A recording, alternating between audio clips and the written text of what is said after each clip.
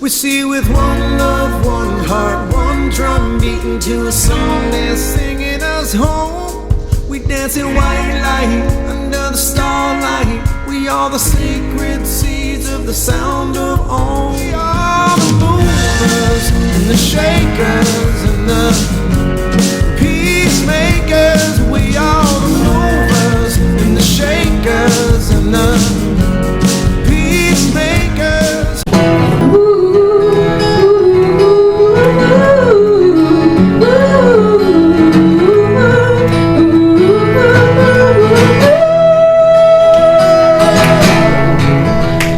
Years and my life been still trying to get up that great big hill for a destination.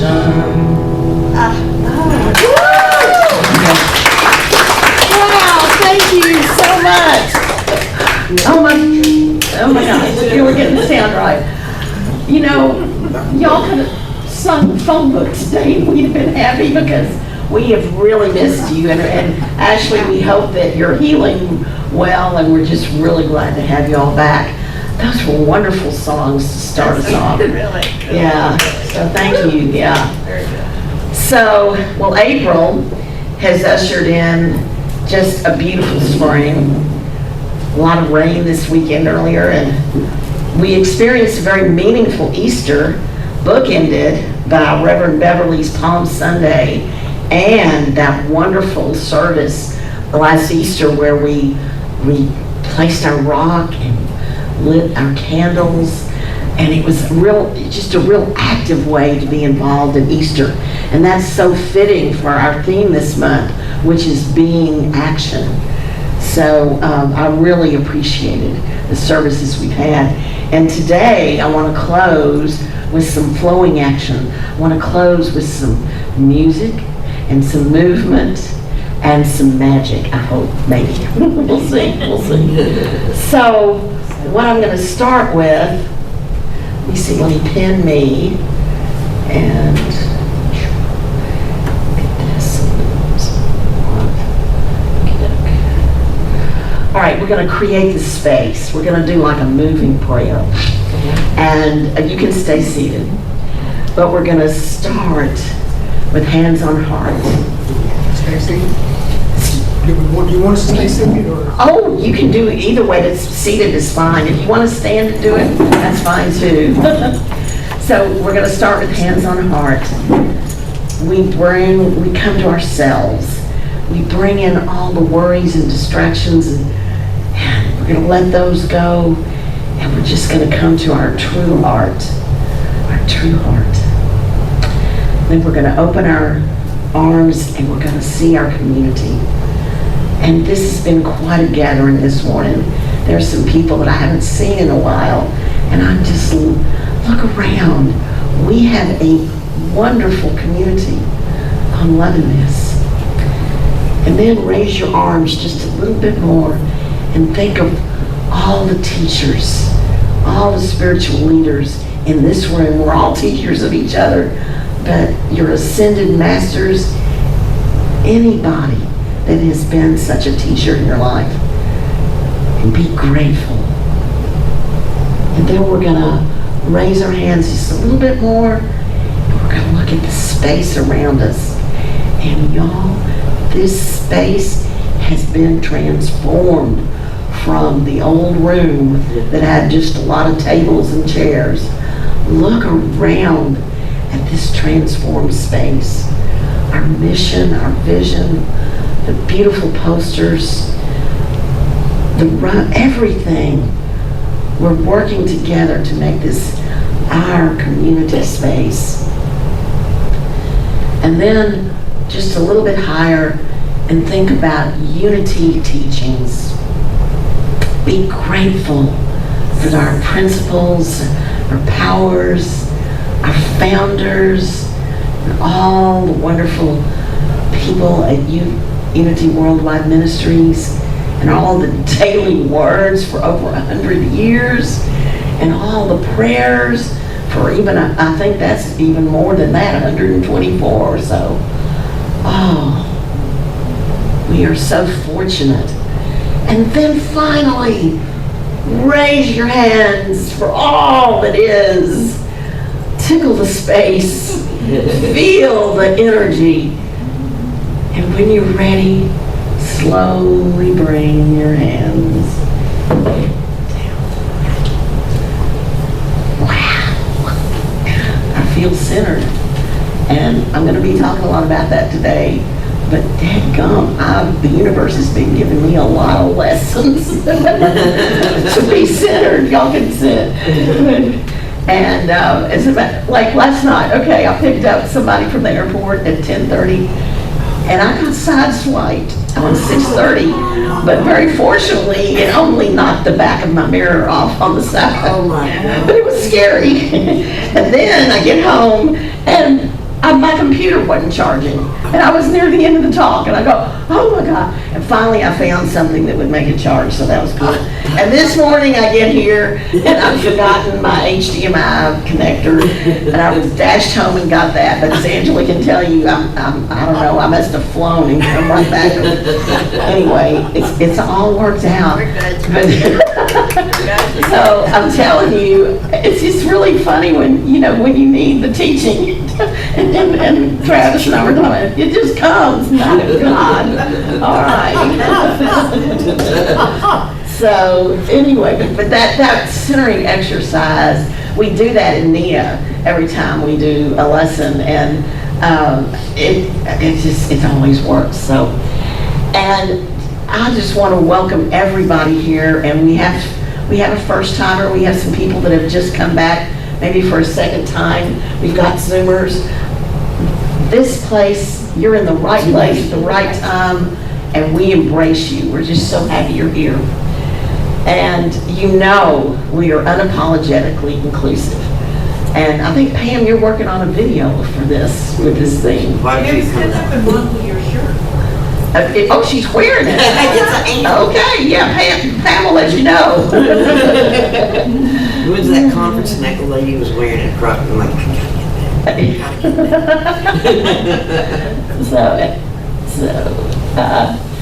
Wow, we have worked this year on a vision and a mission. So let's say our mission and vision together. Together, we are a unified, diverse world, embracing divine connection and inclusion for all.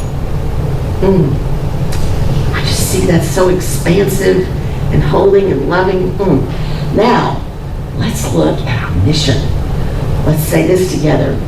To shine light, peace, and love by empowering and transforming lives through experiences of service and community. And I don't know about y'all, but I've been taking this mission into my daily life as well. This works for our community, and it's transforming all of us. Really happy about that. So, Lorraine, would you come up and light the Christ candle? The candle of divine light. And there's your,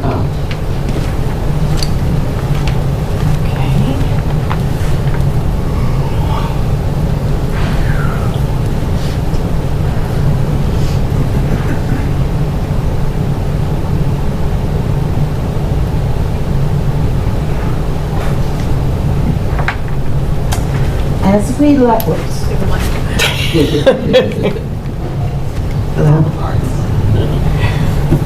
As we light the Christ candle, we acknowledge our inner wholeness, wisdom, and peace. This spark of divine consciousness represents the truth of our being. and we say namaste as well. Namaste. Namaste. Behold the Christ, behold the divine in you. So, and would you, while you're here, would you lead us in the opening statement? Sure. There is only one presence and one power active in my life and in the universe, God, the good, the omnipotent. Thank you very much. Welcome.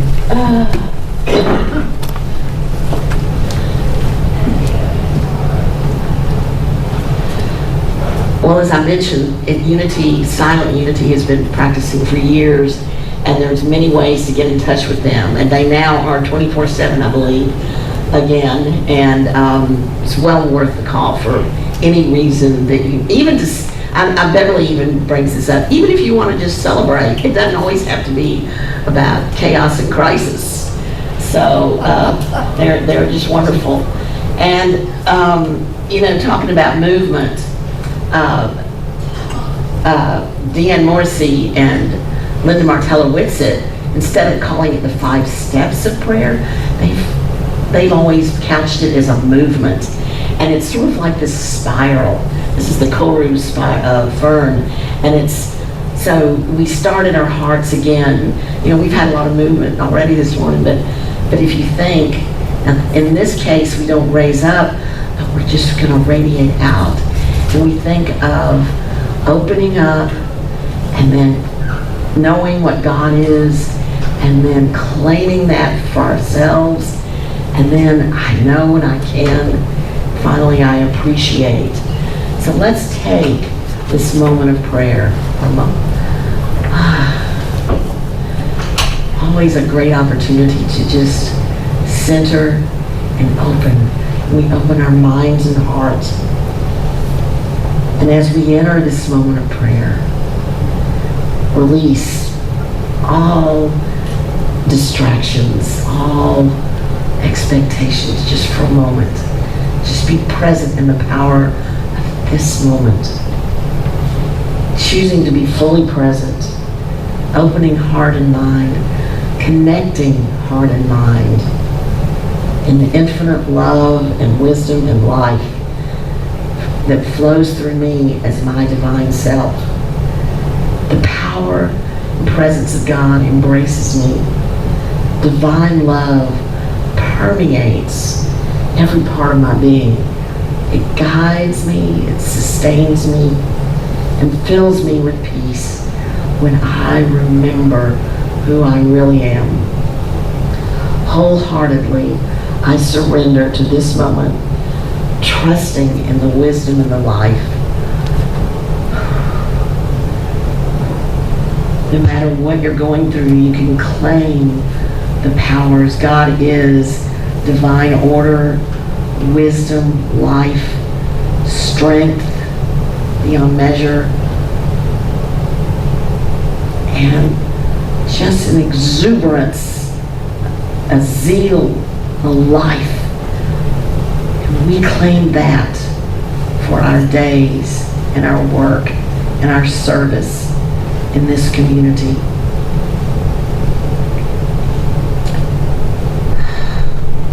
We appreciate being together. We appreciate the unity teachings. We appreciate this opening statement, knowing there's one presence and one power active in our lives and in the universe. Wow. Whenever you turn to that, you realize there's just something way bigger than our tiny worries. And we feel held in that, big expansive space. And so it is. So it is. Amen. And we have the daily word today. It's a freedom when we understand that opening statement. So Jeanette, come up and share the daily word.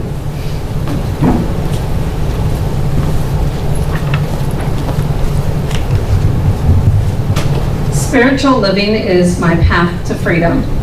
Looking back over the years, I remember the ways I have felt less than free. Maybe I felt limited because of my background or personal history, my education or career, or because of things others believed about me. Without even realizing, I may have taken on a limited view of myself and what was possible for my life. But discovering the truth of myself as a spiritual being, a beloved child of God, has healed my heart and freed my soul. My life circumstances are only part of my story. I am so much more than the sum of my total experiences. My freedom lies in God and in my understanding of myself as divine. As I grow in confidence, realizing I can change my life through the power of my thoughts, I grow more free. I shall walk at liberty, for I have sought your precepts. Psalm 119:45. Thank you so much. You're welcome. That's a good word, isn't it? Yes, it is.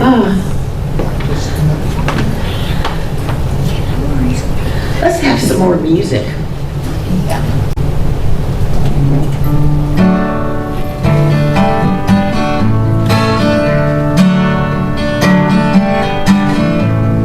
Home is where I want to be. Pick me up and turn me round. I belong, born with a weak heart. Guess I must be having fun. The less we say about it, the better. Make it up as we go along. Feet on the ground, head in the sky. It's okay, I know nothing comes of it. I got plenty of time.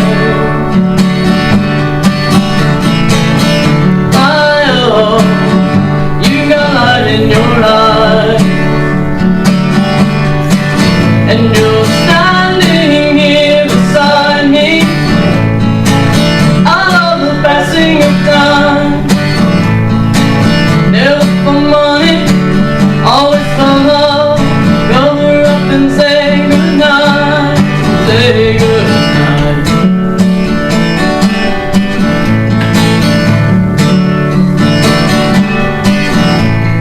Home is where I want to be, but I guess I'm already there. I come home, lifted up a wing. Get that this must be the place. I can't tell one from another. I find you or you find me. It was a time before we were born. If someone asked, this is where I'll be, where I'll be. Higher, we drifted out.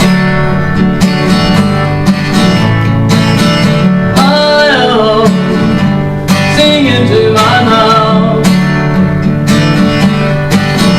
Out of all those kinds of people, you got a face with a view. I'm just an animal looking for a home, and share the same space for a minute or two. And you love me till my heart stops. Love me till I'm dead. Eyes are blind, eyes are through you. Cover up the blank spots, hit me on the head.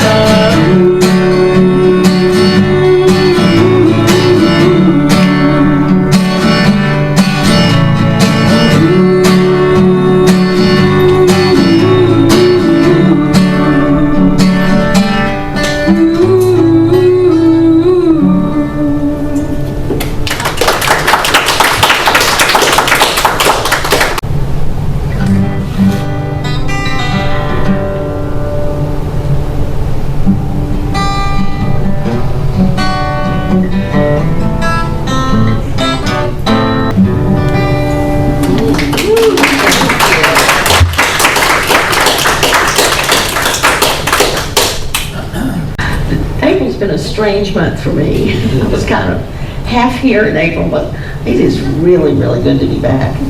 And I want to finish up this month's theme, being action. I want to connect the dots, if we can. So, if I love that we have this theme of We Thrive, and we did power of thought, we did a moment of clarity, then we talked about intentions, now we're at being action. And Becky's letter, we've been publishing that, Angel's been publishing that in the newsletter, but she says we start with the power of thought. Thoughts are creative forces that shape our lives and are deeply connected to being in action.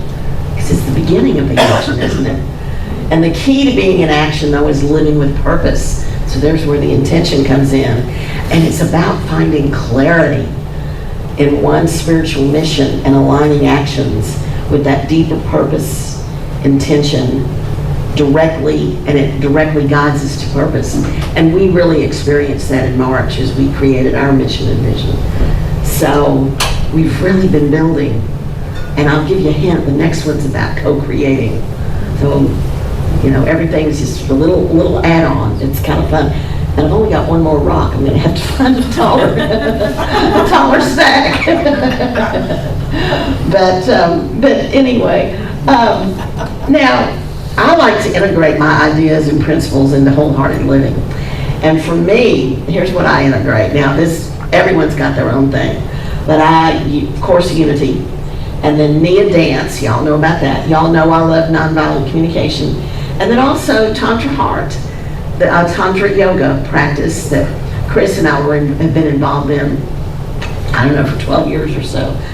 And each one of these has a framework and principles, but for me, just for me, this is, you know, I'm not advocating that y'all go out and do these 4 things, but the deal is I hope you found your place, your things that you use, and you weave them together. See, Tantra is about weaving everything together. And what's cool about this for me is that if you know, all of us are kind of like seekers. We love to, you know, try the next new thing. But if it doesn't fit into these frameworks, I just don't do it. And so it's been a real good measure for me to, you know, what do I want to bring in? What do I want to include? Because I do a few other things too, but this is my main thing, and it has to be related. So now in my rewirement, not retirement, rewirement since I was 65, I've intended to dance through life. And I gotta confess to you all that I haven't been dancing much lately. I told you, April's been a strange month. I had oral surgery and it kicked off a bad problem with antibiotics. And you're gonna hear about some of these experiences, not the whole health thing, but when your health balance gets thrown off, health is at our foundation, isn't it? And when the balance of your body gets thrown off, you know, you're just praying for divine order, come on back. And of course you have to take your action steps to return to that. But it's really been something. And I've had to teach 7th, 8th, and 9th graders, and you know, because you know, so I'll be telling a lot of stories about that. Now, while I wasn't dancing and moving with my usual energy, I was grateful for my Unity teachings, because I promise you, every day I prayed for order and strength and power and zeal. I needed that enthusiasm with those kids, okay? And of course, other things kicked in, like a deep knowing of what I know about teaching and math and all that, and a deep wisdom. I mean, you know, when you've got things that you rely on like this, you have a toolbox. And so, all right, so another one of my tools, now this came from Nia, and it was the cycles of a dance. And so I want to apply, and I realize that just applies to every day. But in Nia, what we do is we start off with a focus and intent, much like I created the space for you all today. And then we step in, and we kind of did that with our traditional Unity, daily word, etc. And then we warm up, get our opening statement, read the daily word, do the prayer. Now we're going to get moving. Okay? And then we're going to have a cool down, probably a meditation. And now, okay, in Nia, we literally get on the floor. Y'all, it is fun to get on the floor. It feels, it's like a massage. I'm not going to make you do that today. But there can be a play element, you know, in this. And then finally you step out into the world. And I'm going to include what Reverend Beverly always does. I've got an assignment for you. So we're going to step out into the world today. Now, you know what? people have teased me. They say, Jeannie, you're not just fast, you're sudden. And I really do. And Pam was teasing me about her trying to film me, and I move too much. Okay, so I kind of have lived in that get moving phase. I have forgotten all the time. Not all the time, but a lot of the time I forget, well, maybe I ought to warm up, maybe I ought to focus and warm up, and then maybe I ought to cool down.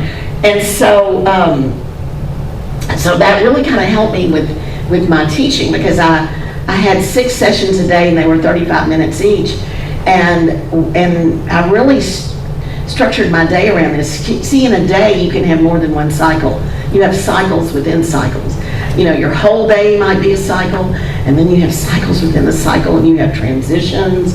And if you really look at it, and you realize that anytime you're trying to make a transition, maybe it's because you needed to cool down from one thing and then smoothly go to the next and flow, you know. So this has a lot of useful ideas in it. Now I want to overlay, I mentioned this in the beginning, I want to overlay this with music, and we've enjoyed that today, and movement, and magic, the transformation. So, now of course, movement, music, movement, and magic, that's obvious in dance, but I want to share how I experienced it. Okay, so I got to tell you about the 7th grade job. This is unbelievable. So, I was at the 9th grade, the academy was this modern, wonderful new building, and it was just, oh, it was a delight to be in. The technology worked, and da-da-da. Then I get over to the 7th grade. Okay, what they've done, this is East End, and they've converted the Federal Reserve Building on 3rd and Main, which is a 100-year-old building. They've converted that to a junior high. And it's 3 stories high, and then there's a basement where the vault was. Well, guess where I was? I was in the basement where the vault was. And it was a workroom, and they'd set it up pretty nicely with 3 tables. But there was also a copy machine, and it was going all day long, and teachers were coming in to get copies. And the ceiling did not have any tiles. It had open, air conditioning and heating stuff, and that was going all day. And the technology, well, I didn't have a lot of people teach with whiteboards. Maybe y'all are familiar with that. Nah, that wasn't that. I had little whiteboards to the side, and then I did have a computer that I could display. But it's like I get down there and I go, what am I going to do? And so, I had to get centered really quick and go, okay, what works here? And I was really able to get through it and create pretty good lessons for the most part. Although I got to tell you, 7th graders will play with anything. Like there were some rags to wipe off their little whiteboards, and they had markers, and they were drawing, and the boys were slapping. Oh my God, no matter what you think of, they are going to make a toy out of it. That's 7th graders. Now 9th graders, thank God kids mature every year a little bit. But anyway, so I just did my best every day to warm up and have an easy set with a lesson. Now, have you ever had to center yourself in a chaos like that? Oh. I'm sure you have. You said, here's my circumstance, what am I going to do? And if you just breathe a minute, it works out. Now, an extreme example of this kind of transformation, let's see. Okay, so, wait a minute. Sorry about that. Okay, an extreme example of this transformation is Helen Keller with Anne Sullivan. Y'all remember the movie The Miracle Worker? And remember that Helen was a wild child, and she just practically destroyed anything in her path. And of course she was blind, she just grabbed at everything. So Anne Sullivan, got the house away from the family, and she was an unbelievably patient teacher with tough love. And one day she finally got Helen to realize that water, what she was feeling on her hand, and then also Annie spelled out W-A-T-E-R, and suddenly Helen became transfixed, truly centered. Wow. because the universe within her became the universe outside of her.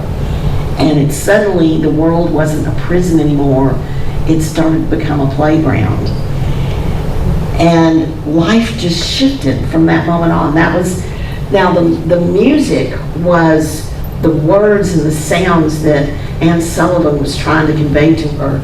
And the movement, well, they had to touch and had to understand what the objects were and how that became a word.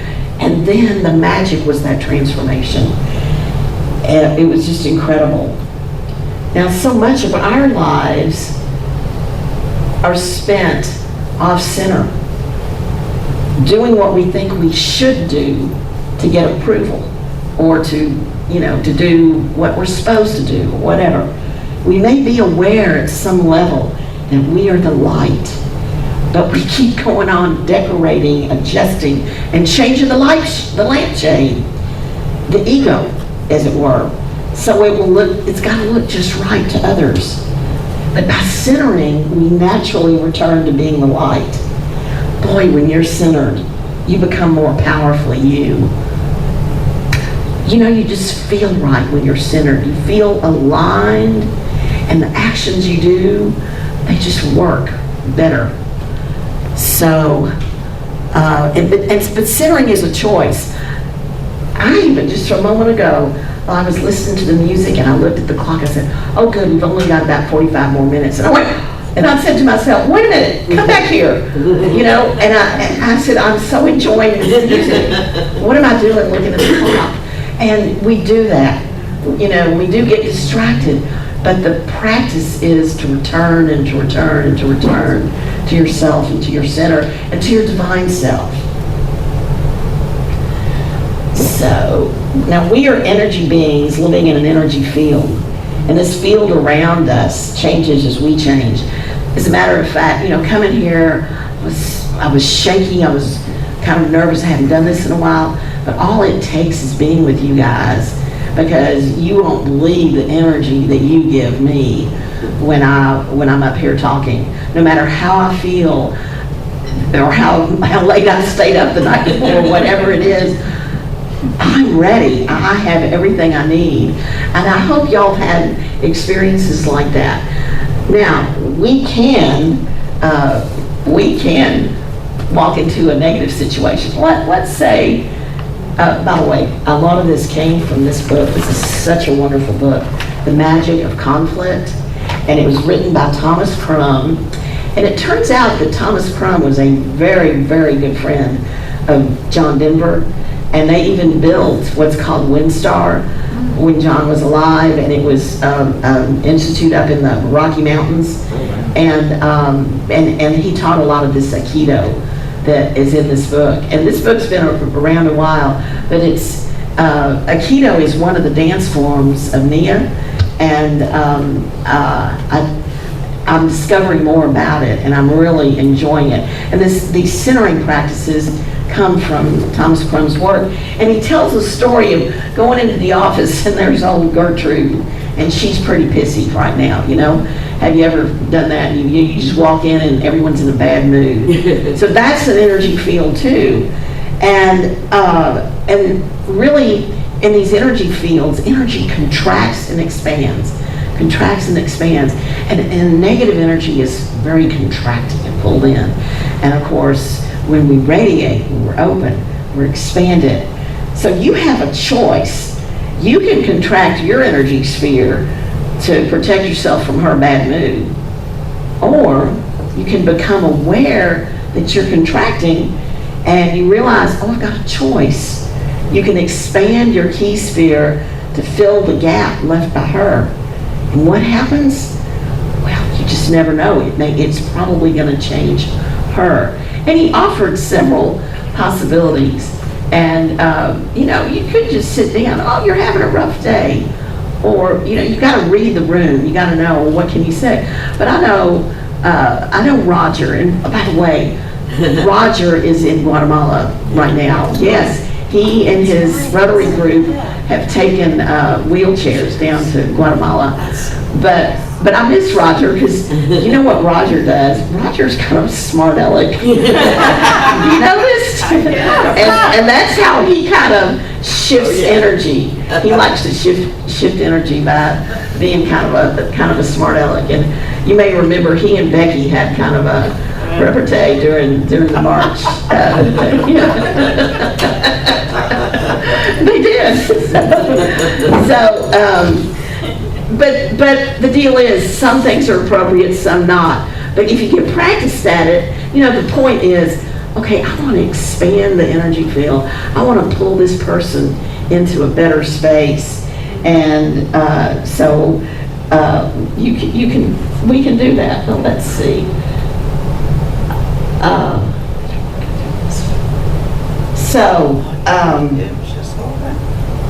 So I wanted to talk a little bit about this energy, and this comes from Nia, and it's the idea of getting a balance of form and freedom.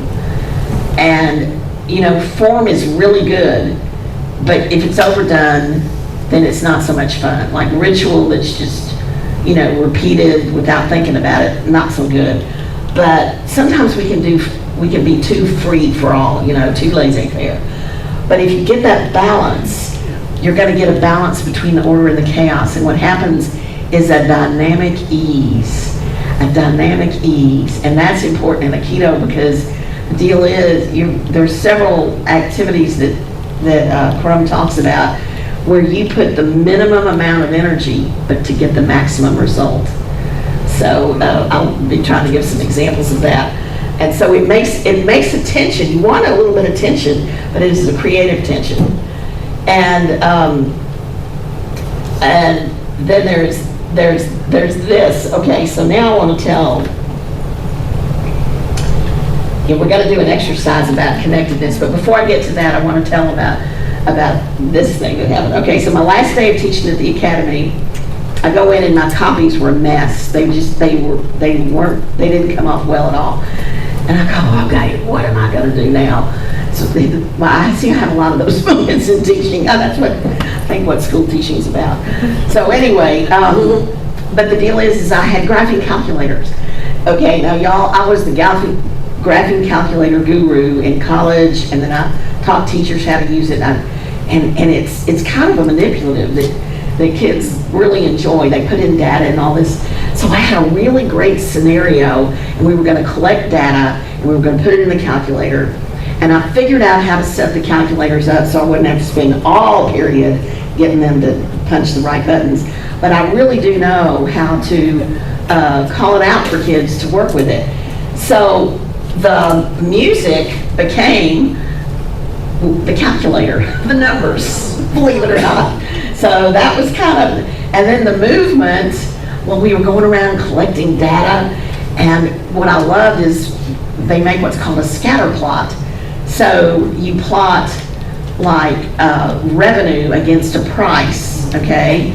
So it made a curve, and then I helped them get the equation to the curve, and see what they saw originally on the graphing calculator was all these dots, and then we got the equation, and it fit the curve perfect. And oh my God, they said, and they thought that was magic. It really wasn't magic, it was mathematics. But it is the same thing. So anyway, and see, there are teachers, I hate to say, but in the schools, they do way too much multiple choice practice for those darn tests. But what I decided to do in my 11 days was to use my deep knowledge of math and connect ideas and connect, oh, you don't have to know what the math is, but I wanted to connect it all, and I wanted to give them experiences. I didn't want them to just do multiple choice. I wanted them to get data and to see that math really works in the real world. And I only had 11 days to do it, but I really did a pretty darn good job. And I have to say it is because I was drawing on that deep wisdom, and it came out of me being authentically me, because really, they handed me a book and said, well, just get them to do this multiple choice practice. And I just said, no. But then when they read my work reports and they said, I think I wanted to be in your class. Would you tell me more about that? And I said, well, we'll have to see if it translates to them doing better on the test. But I exposed them to some ideas that they'd only been doing basic skills with the kids. But I exposed them to something a little bit higher, and we're going to see if it makes a difference. I don't know if it will. But that was the magic that I tried to make. And I wish you were my teacher. Oh, that's right. Back in the day. back in the day. So, but in a way I was also coming from a place of connectedness. And I was connected with the kids, what they may want. I was connecting with my knowledge. I was connected really with the energy of the energy sphere, if you will. And so connectedness is reality. Separation is the illusion.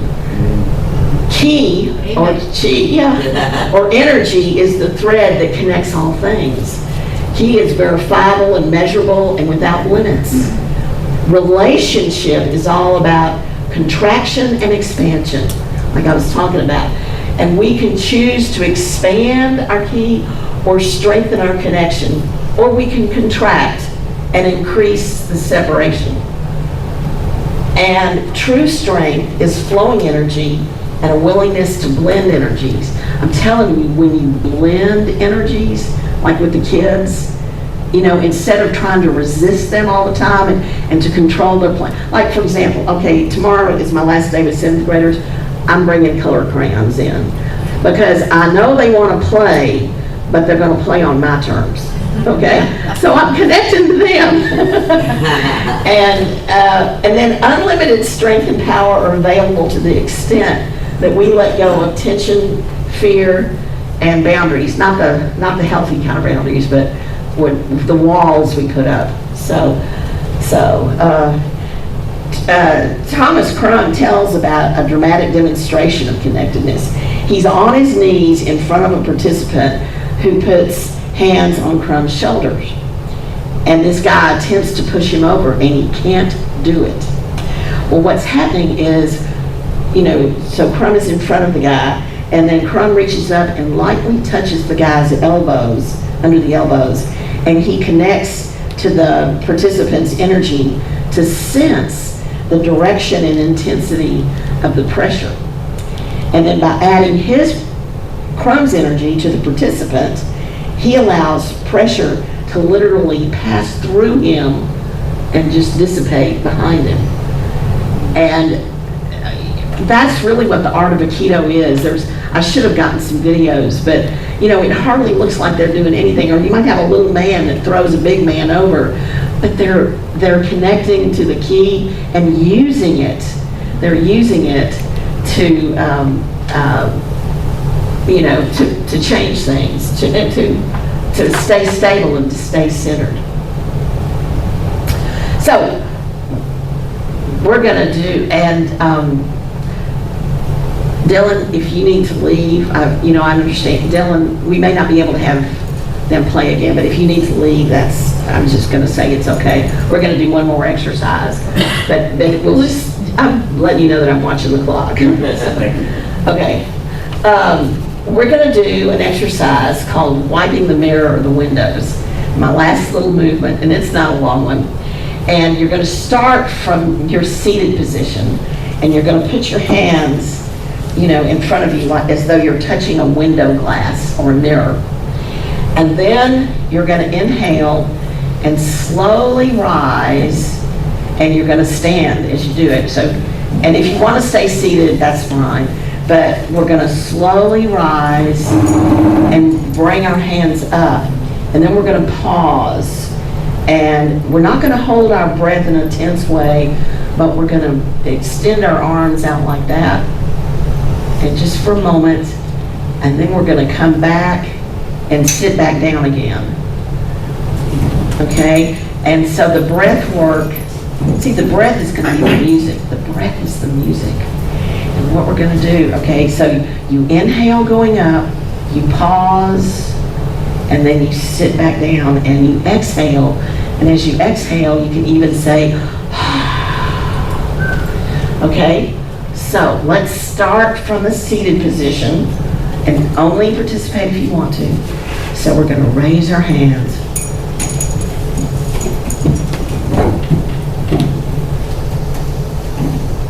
Now spread them out. Now sit down.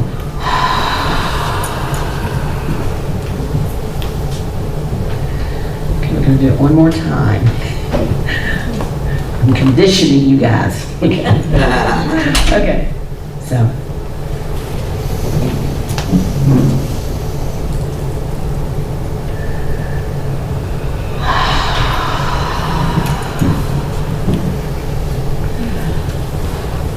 And Crum calls that wiping the mirror or the window. And the visualization, it assists you in developing strong ki, because what you're doing is you're cleaning your window of perceptions. Think about it. You're cleaning your window of perception. And with each inhalation, the energy of the universe is coming into your entire body and mind, healing and energizing you to see the world fresh and new. You're embracing the entire universe and becoming one, connectedness. With exhalation, you're erasing any negativity and distortions in your window of perception. You're cleaning, you're still cleaning the window, you're releasing tension and fear, and each breath moves in or out from that one center point, that small infinity of center. Jeannie? Yes. I have to tell you, I'm doing physical therapy, PT for my shoulder. Yes. And this is one of the exercises we do. Okay, that's wonderful.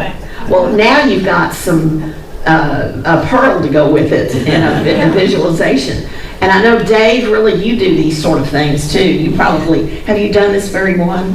Yeah, and you did a moving prayer for us the other day.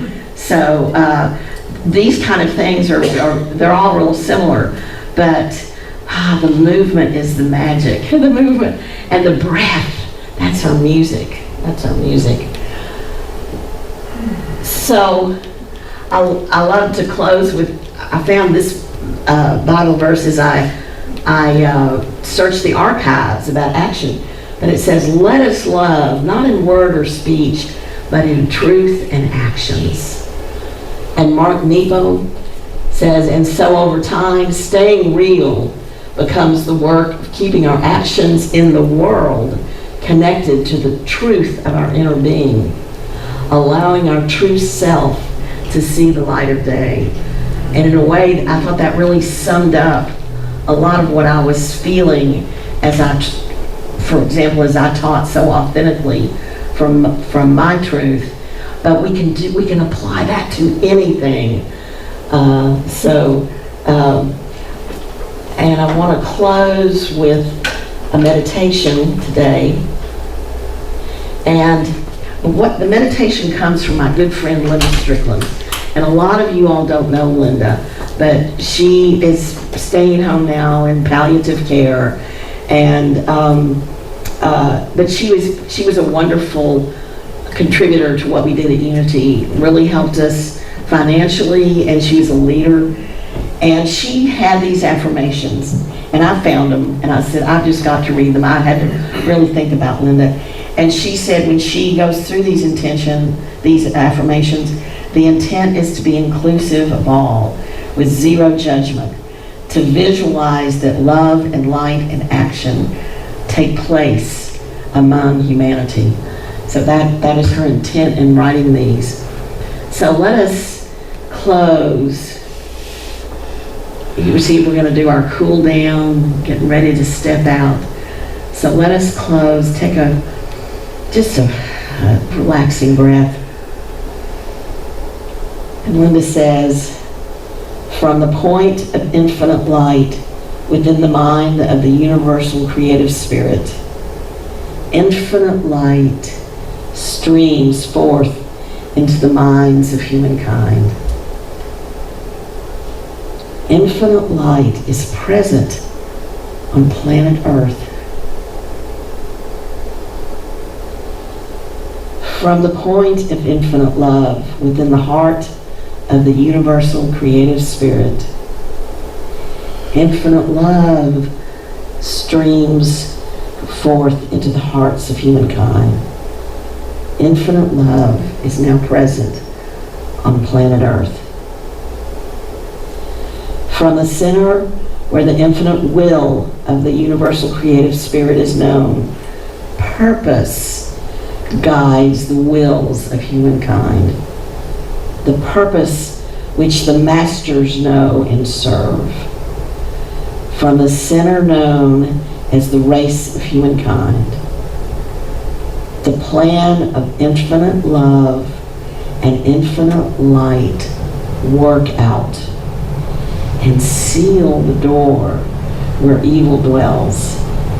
Infinite love, infinite light, infinite will and action restore the plan on earth.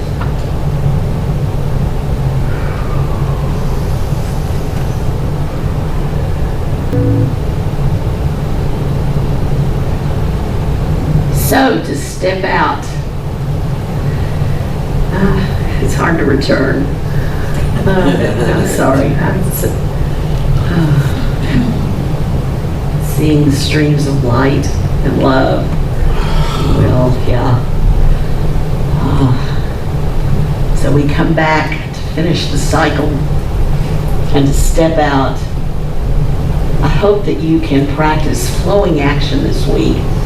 Be aware of your center. Be aware of connectedness. Wipe the mirror or the window. Be aware of cycles in your day. Listen to the music.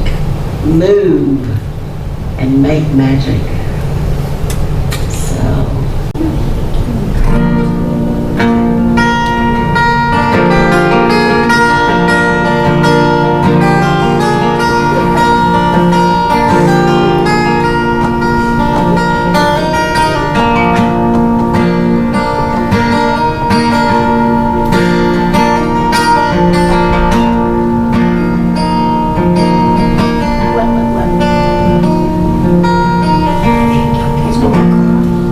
Oh, what about it?